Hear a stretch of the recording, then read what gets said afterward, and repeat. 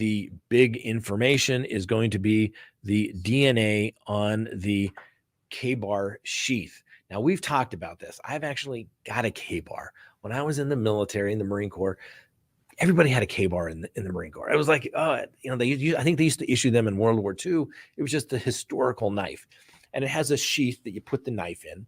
And at the top of the sheath, there's a little snap that goes so the knife doesn't fall out of the sheath or fall away from the body and get snagged on something. So there's a little button there. And so it's very interesting, one, that some physical evidence was left behind. And then, of course, then there's DNA on the sheath that they recovered. And they recovered that on the morning of the bodies being discovered.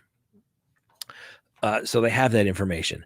Then they have the roommate who is providing a description of somebody that they describe basically in the house.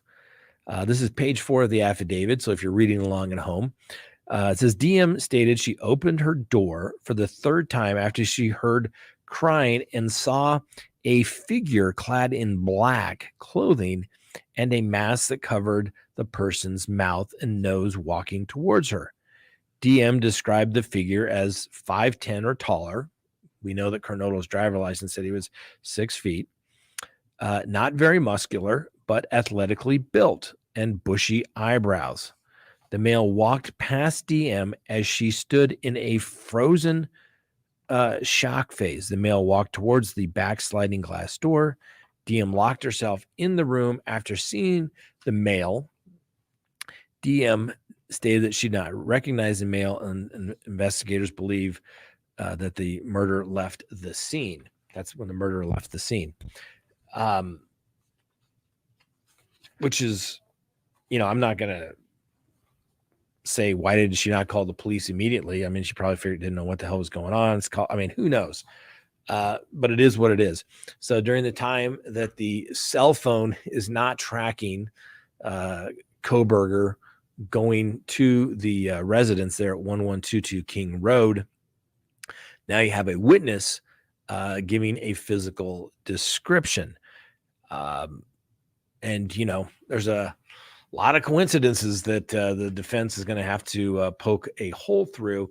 Now, of course, the DNA is going to be the biggest roadblock. It's my understanding, although they didn't articulate it in here, they had this DNA sample. It's unclear, if it was a blood or if it was just sweat, whatever the DNA material was that was on that button snap of the knife sheath.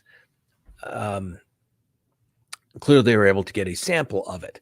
Then ultimately they recover from the trash in Pennsylvania.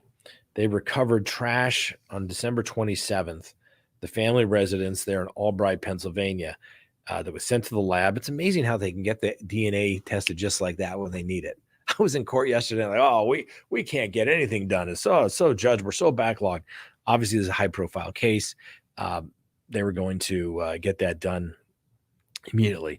The state lab, the DNA profile obtained from the trash and the DNA profile obtained from the sheath identified a male as not being excluded as the biological father of suspect's profile.